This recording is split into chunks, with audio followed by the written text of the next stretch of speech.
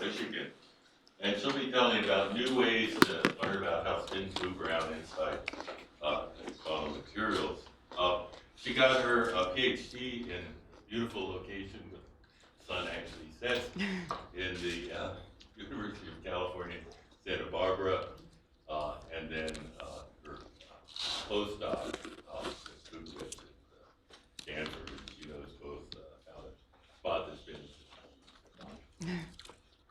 Great, thank you very much. Thank you for inviting me. It's been great to see what is happening here and to talk with so many of you. So I'm here to talk about our optical measurements of electron and nuclear spin polarization in semiconductors. And this cartoon shows the basic idea for our measurements. We can use optical pump pulses to produce a packet of spin polarized electrons in a material that doesn't usually have an electron spin polarization. And then we can monitor that spin polarization both as a function of delay time that we can adjust between the pump pulse and the measurement pulse. We can also do spatially resolved measurements where we can change the location of where these two pulses hit the sample.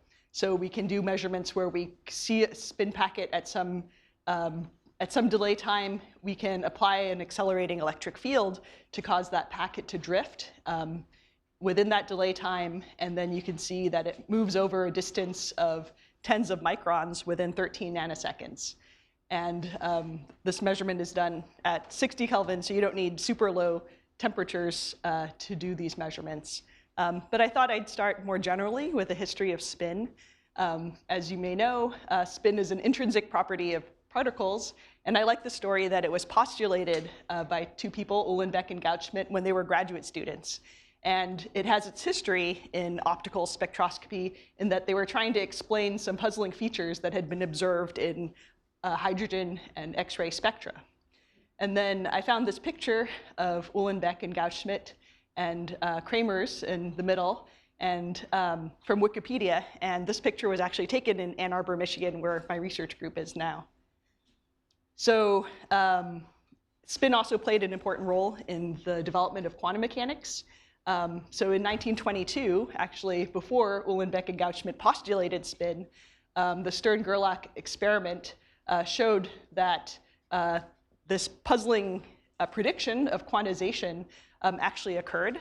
And it was actually due to spin and not orbital, as they had thought. But if you go to Physics Today, you can find this interesting article, which has an intriguing title, How a Bad Cigar Helped Reorient Atomic Physics. So it turns out that the way that they did this experiment was to produce a beam of silver atoms, and the silver atoms would go through this magnetic field and then be deposited on a glass slide. But the problem is they didn't have a very high flux of silver, and so it would be hard to actually see those spots on the slide. But luckily, back in those days, people smoked indoors in labs, and the sulfur from those cigars, so that's why they had to be bad cigars, actually caused silver sulfide to darken the silver on the glass slide, so they were actually able to see their data. So I don't recommend this in optics labs today, but back then, actually, it was quite crucial in getting this experiment to work. So in my group, we study electron spin polarization in solids. And the idea is that we might be able to enable new technologies for information processing and communication. This is because we can use this two-level system to encode or represent information. And so spintronics is a word that could be shorthand to stand for spin transport electronics. And I'm excited about its potential to possibly integrate logic like electronic transistors with magnetic storage and offer new device functionality, possibly with lower power dissipation. So spin polarized currents already do play a role in current technology in metals.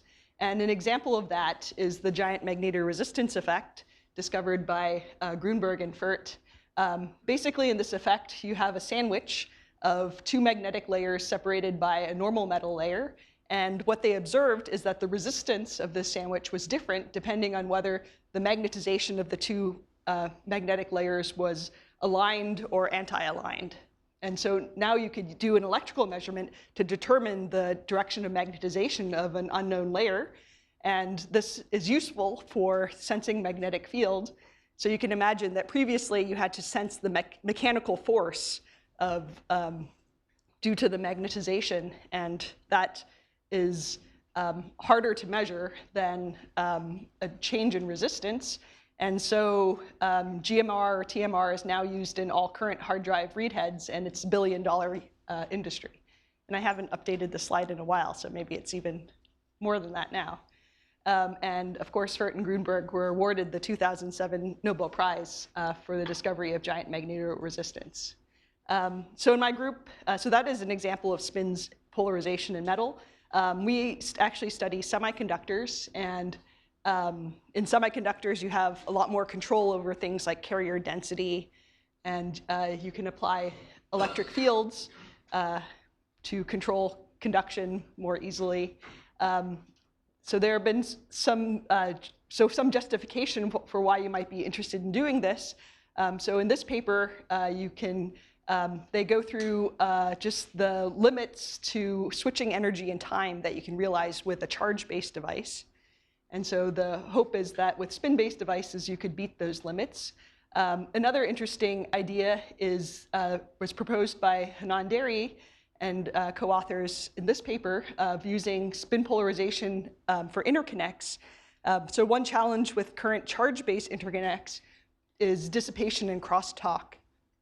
So one way to overcome that is to go to optical interconnects, but another method that you could imagine using is to try a spin-based interconnect, which would not have the dissipation and crosstalk limitations of charge-based interconnects. So in this talk, I wanted to go through an introduction and motivation, but also explain some of the methods that my group uses to study spin polarization in semiconductors, and tell you about some things that we have learned from doing such measurements of spin polarization. So I wanted to show a couple of pictures of my group, which has changed over the 10.5 years I've been at Michigan. So this is a picture from 2011 showing some of the early members of my group who helped set up the lab and get things going.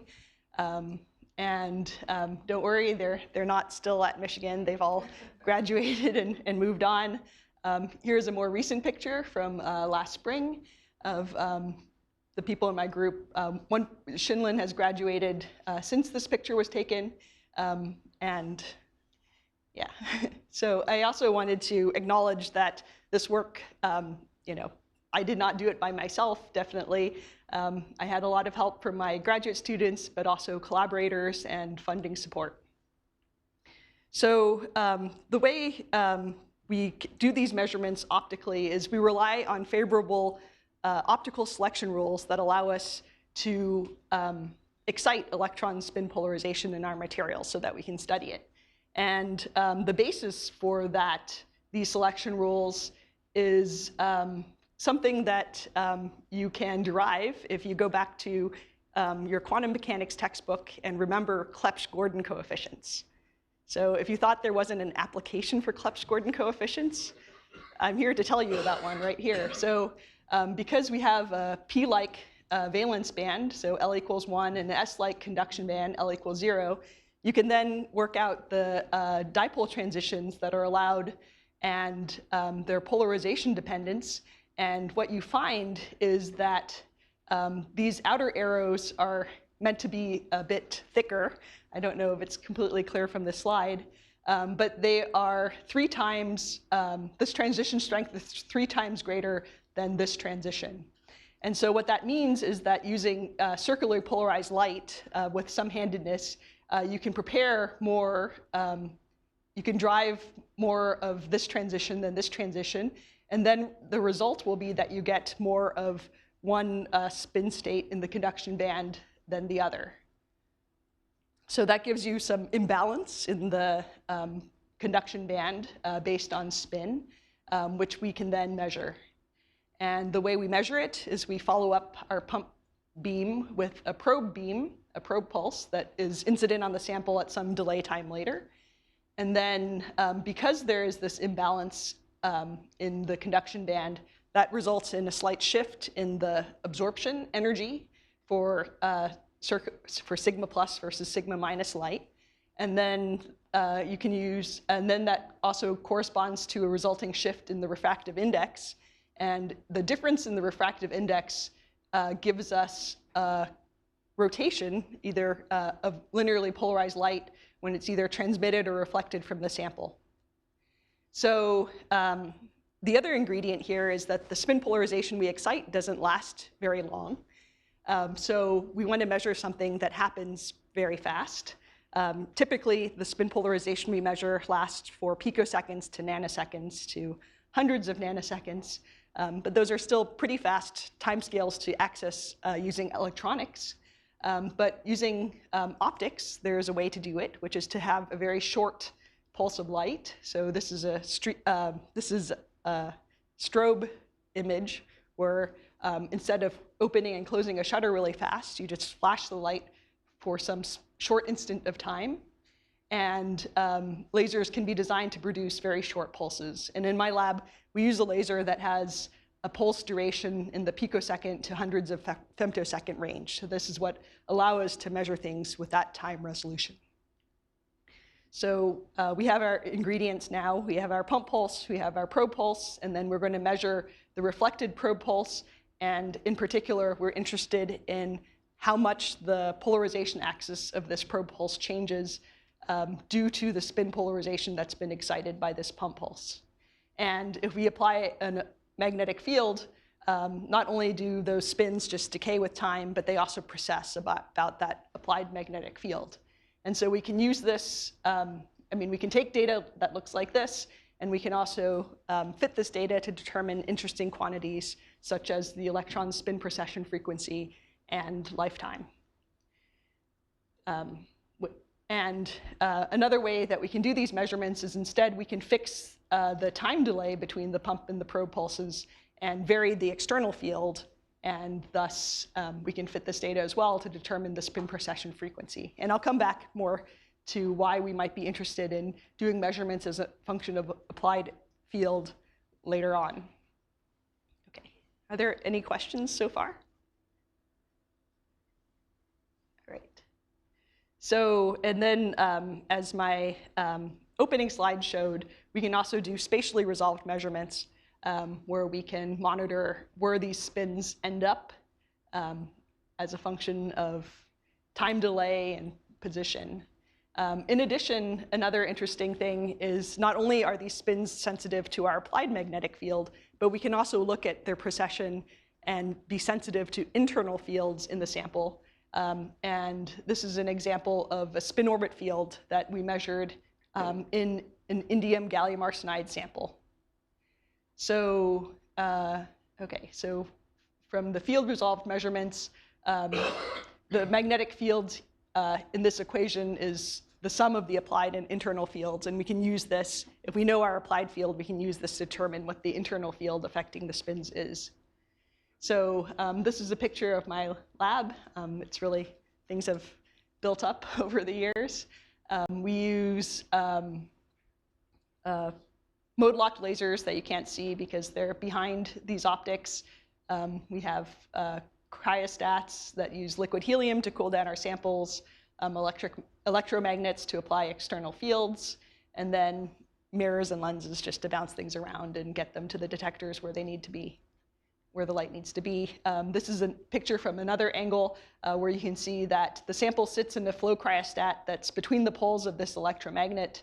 And then the way we change the delay time between the pump and the probe beams is actually using a mechanical delay line where we can move this stage using a stepper motor and then change the time at which the two pulses hit the sample, arrive at the sample. So we can measure spin transport and spin orbit effects. So in this data, I'm showing the field resolved measurements, but for different applied electric fields. And what you can see is you can see both a shift in the curves, so they're displaced horizontally, as well as the center peak becomes diminished. And so the shift in the curve is due to an internal field that's along the same direction as the applied field. And then the diminishment of the center peak is due to an internal field that's perpendicular to the applied field. So we have sensitivity to both the magnitude and direction of an internal field. And then another interesting effect that was first observed roughly 14 years ago was that if you apply an electric field to a semiconductor sample, you can also create a bulk spin polarization. And this allows you to electrically generate spin polarization. You can reverse the direction of the electric field to change the direction of the spin polarization. However, this current-induced spin polarization is an effect that has been measured in several materials, but how it depends on material parameters and its mechanism are not fully understood yet. And so this has been one research direction that my group has been going in, is understanding how this effect depends on material parameters and what is its mechanism. So one way that we approached this problem was to design a sample in which we could vary the direction of the in-plane electric field. So we have 4 contacts, and we can change the voltages so that we can apply electric fields along different in-plane directions.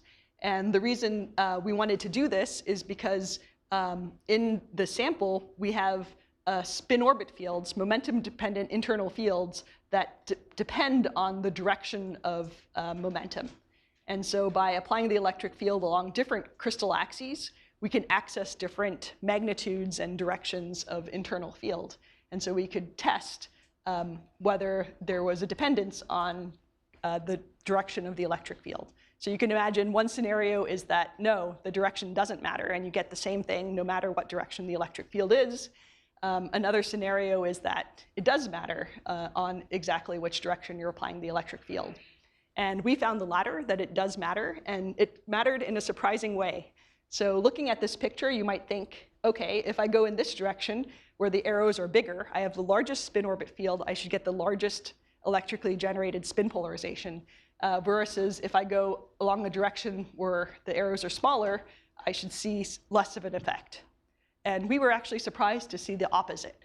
And so that is what motivated us to do measurements, not just along these 2 crystal directions, but along many crystal directions. I think we had like every 15 degrees measured this. And if we take those results of electrical spin generation efficiency versus spin orbit field, we actually see this inverse relationship.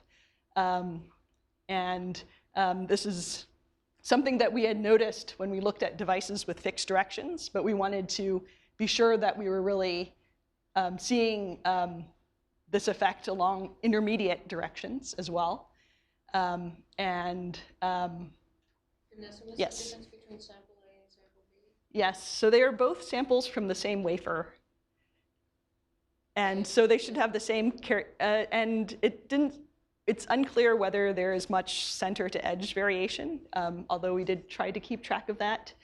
I think what we concluded is there's inhomogeneous strain relaxation in this wafer, and so we could just be accessing devices with slightly different strain. Yes? So alpha, beta are Rashba and Resonant? Yes. Okay, so are you in a single sub-energy? That looks like a really high density. Yes, so we are, I think, like in the 10 to the 16. So these are bulk epilayers.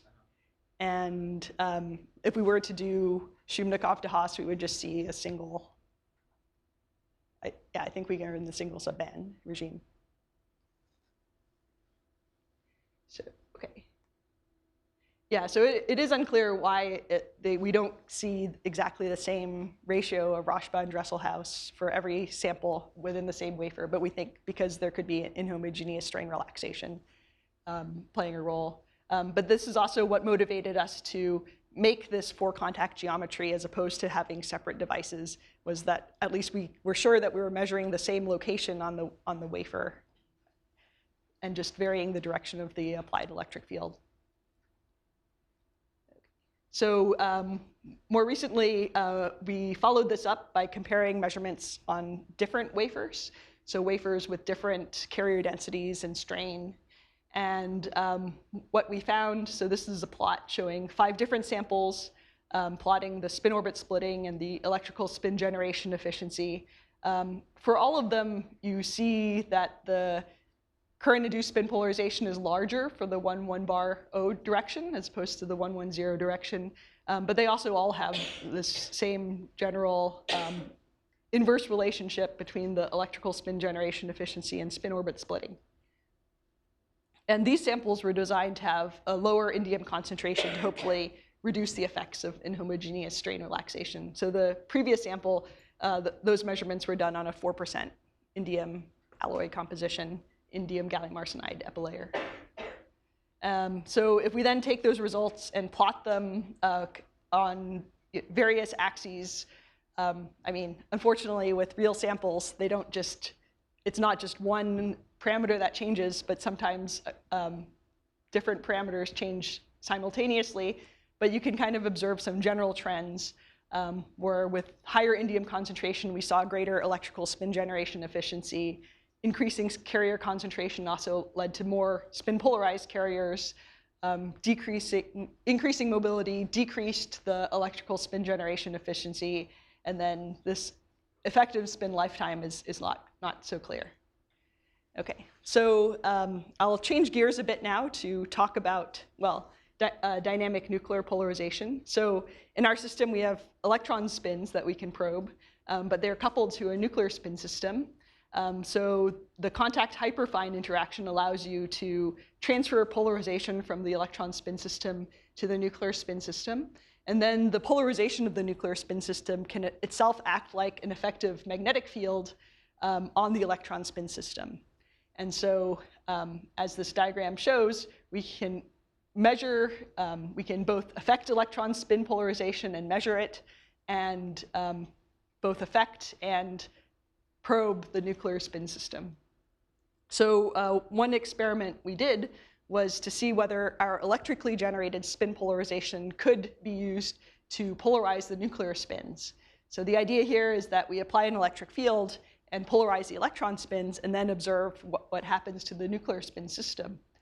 In such an experiment, you would expect that when your electric field is changed, you would see an internal effective field due to the spin orbit field, so that should be an instantaneous change.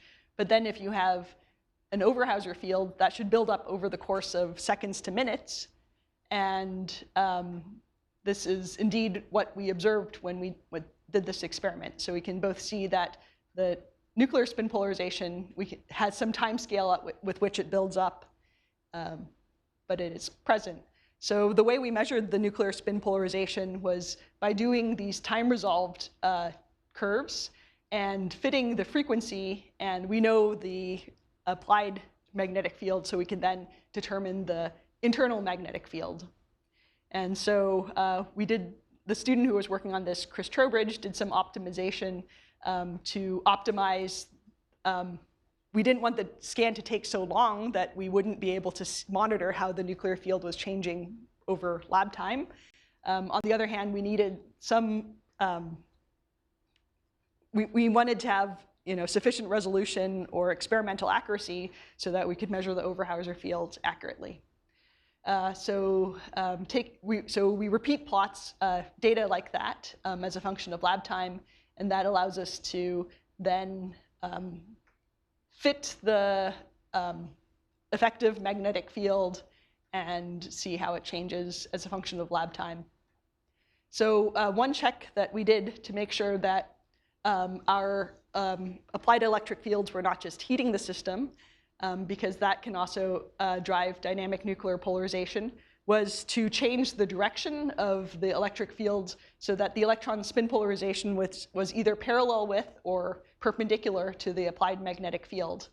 And if it were sample heating, then the direction of the spin polarization, electrically generated spin polarization, would not matter. Instead, you see that there is a large difference here. And this also shows that we can use the direction of the electric field to align the nuclear spin polarization either with or against the external field. Okay. So going back to field-resolved measurements of spin polarization. So in many cases, the data can be fit to just a single cosine.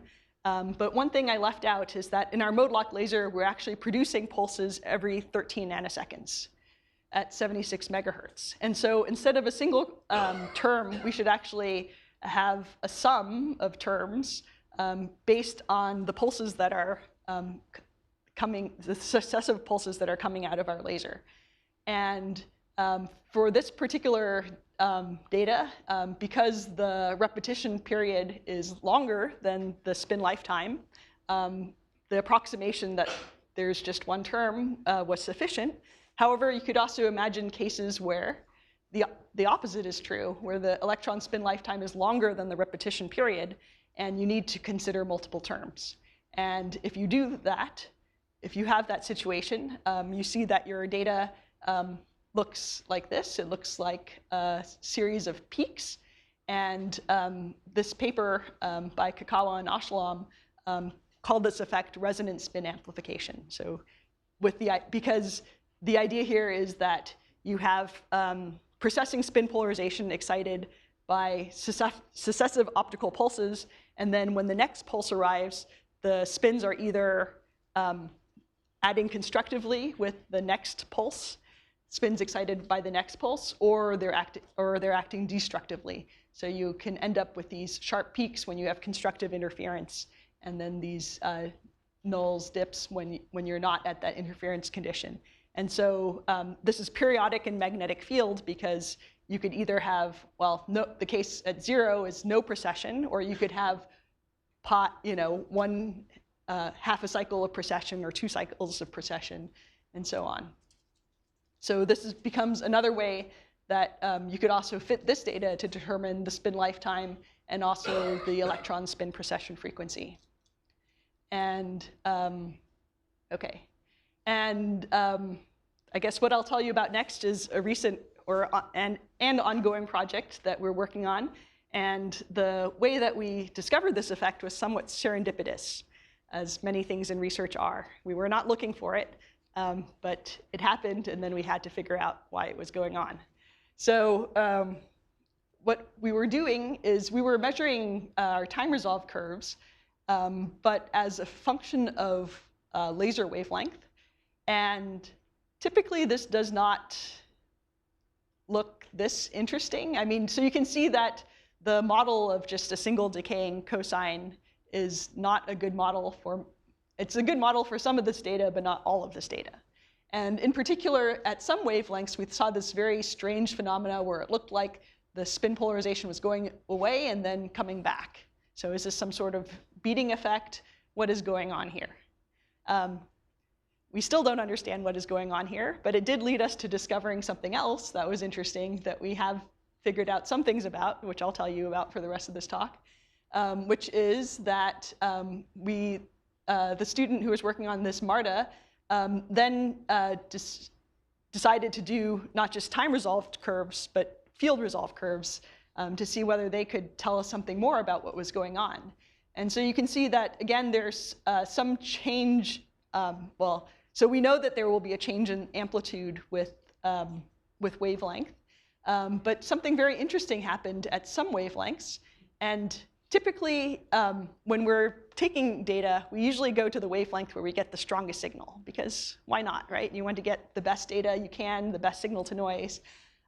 However, because we were interested in this wavelength dependence, she measured curves at different wavelengths and noticed that at some particular wavelengths, instead of these periodically spaced peaks, she noticed something quite different. And what she noticed was that, well, as you can see here, these peaks are no longer periodically spaced and centered about 0 magnetic field. Instead, it looks like the curves at negative magnetic field are shifted inwards, and the ones at positive magnetic field may be displaced a little bit to higher magnetic field. So when we looked at this data, one thing that immediately occurred to us was dynamic nuclear polarization. One signature of that is because at 0 magnetic field, things seem to reset, and there is a peak at 0 magnetic field.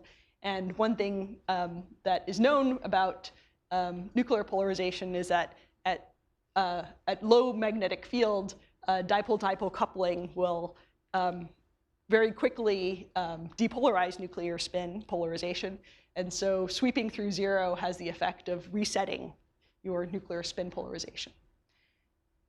And okay, so the other test is to check for hysteresis. So does the data look the same when you're sweeping forwards from -1 Tesla to 0.1 Tesla, or backwards from 0.1 Tesla to -0.1 Tesla? And again, you see that no, the data does not look the same.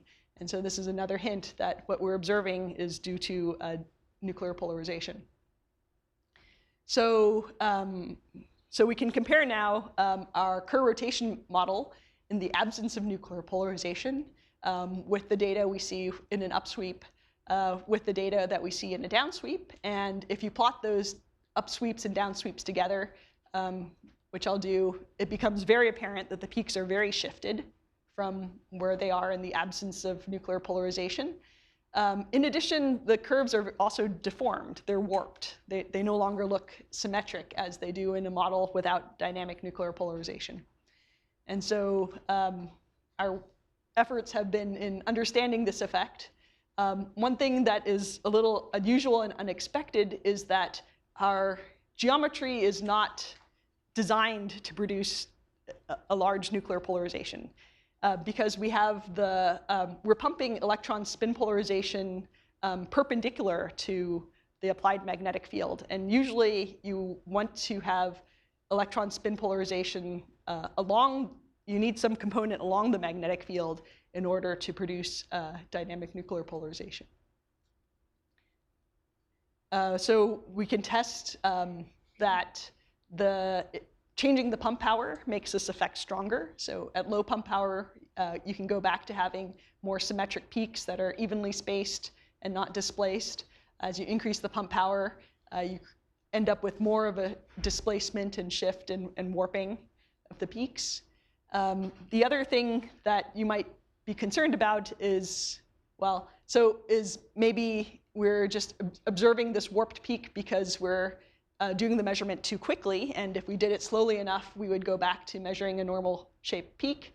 Well, this data, I mean, the pump power dependence could disprove that, because at low pump power, that does not happen. Another way that we can check that, of course, though, is to change the sweep rate. So in this data, basically, we just changed the amount of time that we sat at each field, and as you can see, if the slower you make the sweep rate, the more of an effect you see, and more of a shift, and the more of a warping. And then if you're very observant and look at these axes, you can see they're actually shifted. So we just centered the plot about each peak, right? But this is 42 millitesla. So these peaks already start off pretty shifted from each other, depending on whether you're changing the magnetic field, increasing it from 30 to 48 millitesla, or decreasing it from 42 to 24 millitesla. Actually, the scan range is much larger, larger than this, but we're just zooming in on a portion of it for illustration. So then you might be interested in wondering, well, instead of a continuous sweep, what happens if you just stay at some magnetic field for a while and see what happens? And then the answer to what happens depends a lot, actually, on which field you sit at. So there are some fields, like this one, where if you just stay at minus 24.8 millitesla, the data doesn't seem to really change very much. On the other hand, if you choose a slightly different field of minus 21.8 millitesla, you can see that during that time, the 2 minutes that we stay here, the signal does change. And then not only that, but then when you resume the rest of your sweep, where this peak appears is also different. So for the data above, you see a peak at minus 21.2, and then here you see the peaks at minus 18.7. So that's interesting. And another thing that surprised us, though, that we weren't looking for, is that as we were taking this data, when we took this data, so again, this is just showing now instead of these plots with time elapsed, I'm just plotting them as a function of applied magnetic fields. So all the change that happens during the elapsed time you can't see anymore.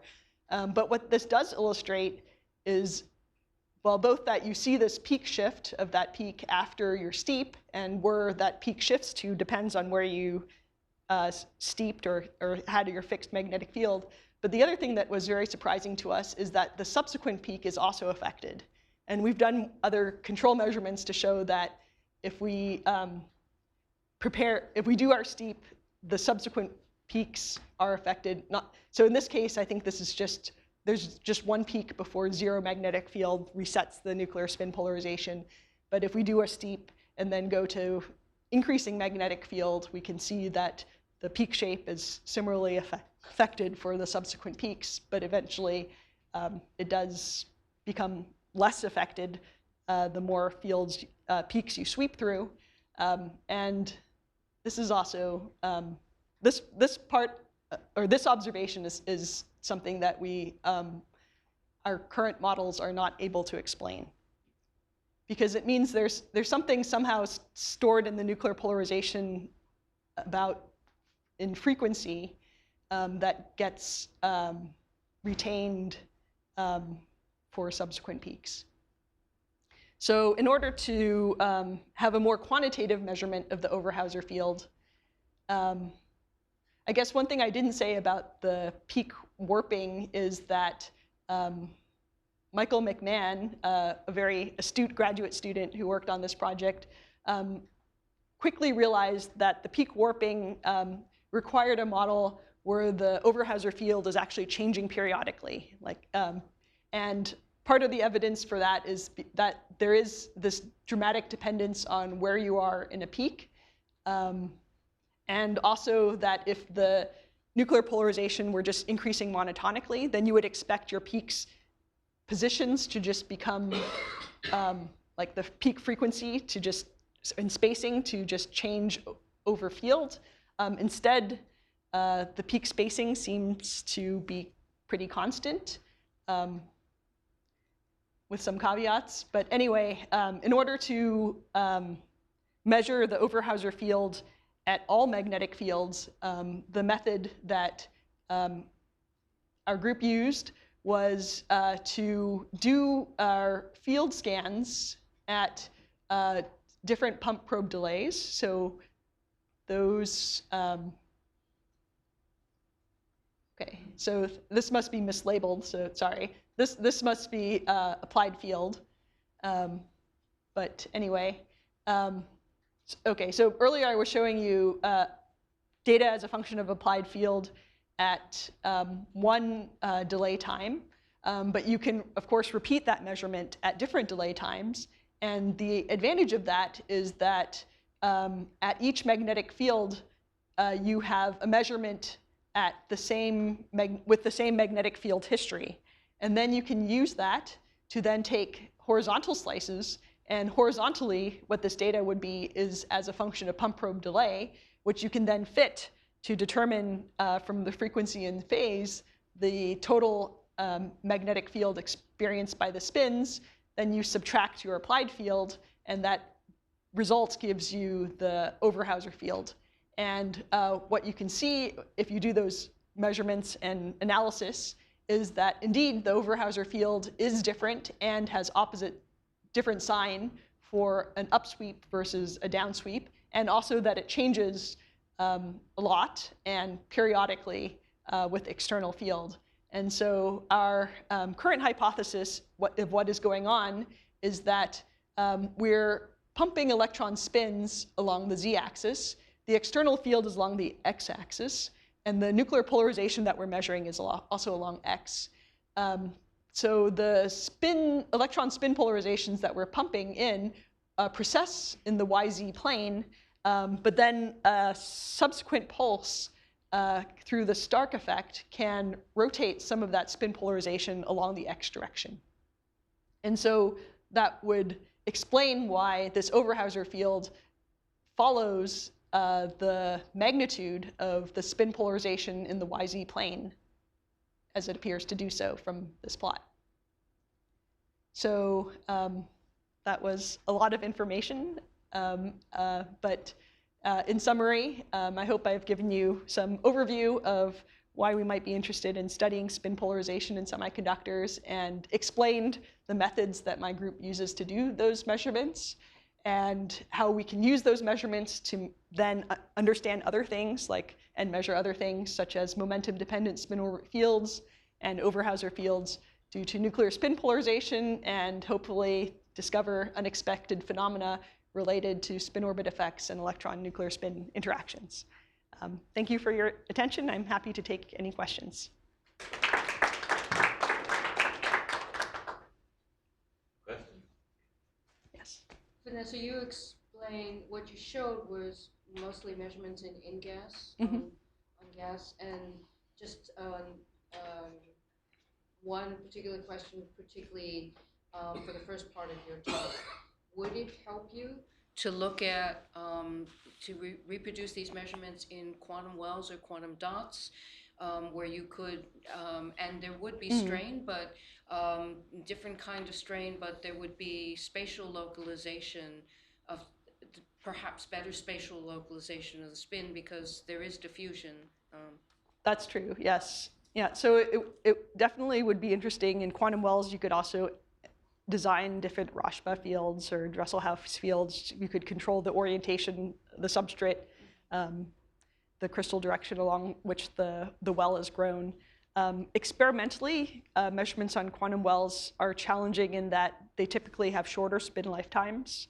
Although you can do some design to either be in a persistent spin helix mode or How much shorter and what limits their lifetime? so what limits their lifetime is typically Diacono-Perel spin relaxation about these spin orbit fields. So one way to get longer spin lifetimes in quantum wells is to either design it so that the spin orbit fields are perpendicular to the, or along the axis of spin polarization, so it doesn't affect precession, or to make a persistent spin helix where the I guess the precession would just be uniaxial, so it doesn't contribute to dephasing. But typically, if you don't use those tricks, then typical spin polarizations for quantum, like spin lifetimes for quantum wells are 100 picoseconds. And within that time, it's hard to both measure the electron spin precession frequency because you need you want multiple oscillations within that time that you still have signal. I have also a question on the calibration. Yeah. So, is it so surprising that the polarization was smaller for large spin orbit constants? In some sense, like I'm saying, you have a large spin orbit field inherently, and I'm saying, oh, I can't really change it that much. So, like, if you plot like the polarization over the inherent spin orbit field, like, what does that trend look like? Does it make more sense that way? So the case, so if you just increase the electric field magnitude, you increase both the spin orbit field and the electrically generated spin polarization. But what we observed was that the slope of that increase was inversely related to the slope of the increase in the other. Sure, Yeah. I'm saying, like, if you think about it as like a susceptibility for polarization, what you're just saying is that it's less susceptible if there's already an initial field, right? If there's already an initial spin orbit field. And does that make some sense in sort of interpretation? Maybe to understand more what your question. Yes. How small of a spot size can you get for the spatially resolved work? Yes, so it depends on our optical setup. So we have both an optical setup with a pretty large spot size on the order of 30 microns diameter, but we also have a setup with a microscope objective lens and a shorter working distance so that we can get a 3 micron spot size. 3, yeah. So we're working with roughly 800 nanometer light, so your diffraction limited spot size would be on the order of 2 microns. 1 to 2 microns. And you think it would be worth trying to do that underneath the STM tip? It would definitely be interesting. Because they can induce electron and nuclear spin Mm-hmm. resonance from the STM tip, and then you can pump probe right under the STM tip. If you get a small, Yeah. it would be much more localized. So You see right. variation and strain Right. as you move it around. So there are pros and cons. So this, Yeah. so one thing about using a large spot size is you don't have great spatial resolution, but you can worry less about diffusion effects because you're just illuminating a large area. And so within the area that you're measuring, diffusion doesn't matter too much because you're just affecting everything the same. But if you did a very localized excitation and localized measurement, then you would have good spatial resolution, but then you'd be more sensitive to diffusion effects. Other questions? Okay, if not, let's thank our speaker again.